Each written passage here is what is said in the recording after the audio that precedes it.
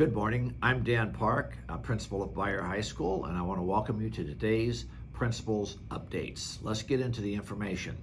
First of all, parents, especially senior and junior parents, every year there are multiple colleges that come and visit our campus. College representatives here to give students information.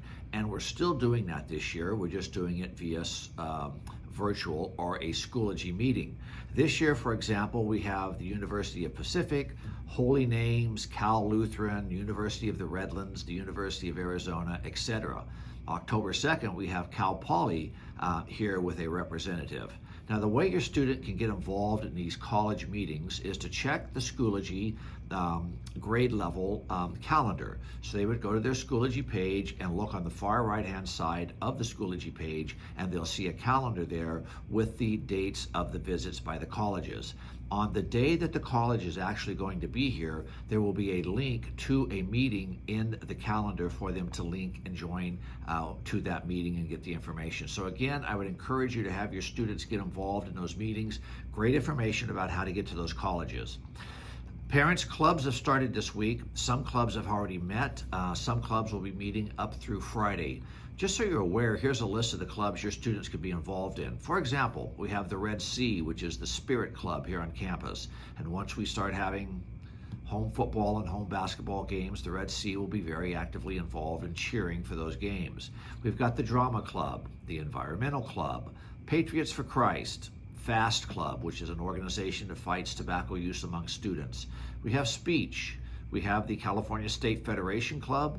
We have the Hispanic Youth Leadership Club. We have the Ambassadors. We have Physics, Key Club, Paradigm Dance Club, and then Freshman Social Hour every Friday at lunch. And then we have the Gay Straight Alliance Club. So if your students are interested in any of those clubs, I'd encourage them to get involved. I'd encourage you to encourage them to get involved. It's very important that they stay connected during this time that they're not at campus. I've been telling seniors that we would have information about senior portrait pictures, and we do. Pictures will start on October the 19th. So seniors, you will start taking your portraits October the 19th. What will happen is Life Touch will reach out to you and they will schedule an appointment. They'll give you an email or a phone call and schedule an appointment sometime starting the week of October 19th. So look for that email and look for that phone call, parents. I want to give some shout outs to some people, some great things going on around Beyer High School. First of all, the Future Farmers of America. And by the way, about 25% of our students on campus are involved in that program in one way or another. The Future Farmers of America, they have about 400 kids involved in their program. They recently elected their officers. Their president this year will be Melanie Wolf. Their vice president is Alyssa Para. Their secretary is Kaylee Robinson. Their treasurer will be Carter Lee. And their reporter will be Tabitha Hetrick. And their sentinel will be Kaya Laturi. So great group of students, great organization. I also want to give a shout out to Beyer teacher Steve Idlegeorge. He recently received an outstanding award and recognition from Yale University. Every year, the freshmen entering Yale have the opportunity to nominate one teacher from their academic career, K through 12, that had the biggest impact on their lives.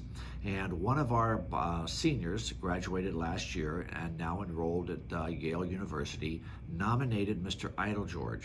Now you have to understand that there were 317 nominees presented or provided to Yale, teachers from 41 states, 19 countries across the world, but only 81 out of the 317 nominees were selected, and Mr. Idlegeorge, right here at Beyer High School, was one of those teachers selected, and we want to congratulate him, an outstanding teacher. And so again, congratulations, Mr. Idlegeorge. We have some parent questions I'd like to go through this morning. My student's being told basically the question's a lengthy one, but basically he's being told to use the school device rather than a personal device.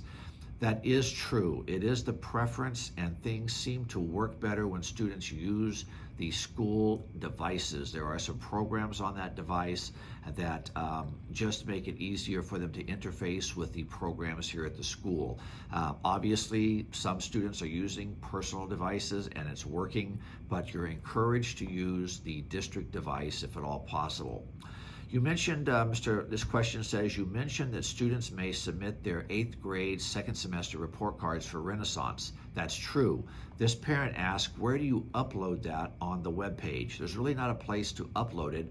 What I need you to do is to take a picture, scan it, and send that report card to this individual on the campus. Here's the email address. It's roe, R-O-E .t at monet.k12.ca.us. So again, that's roe.t.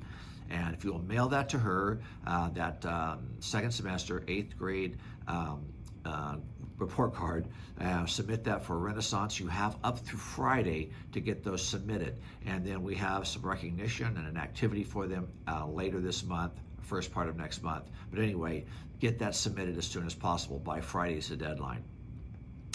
So this next question says, if we're finding that our child is doing better at distance learning than the distractions of the classroom, will there be an option to stay this way until COVID is gone?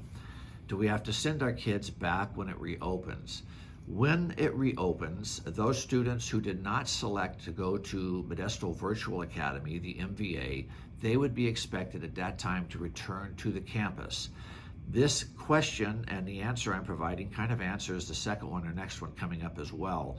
When we return, I believe, please don't quote that as factual, but I believe there will be social distancing provided in the schedule when we return. I'm not sure what kind of schedule, a block schedule, or maybe some of the students are here half the day, the other half of the students are here the other half of the day.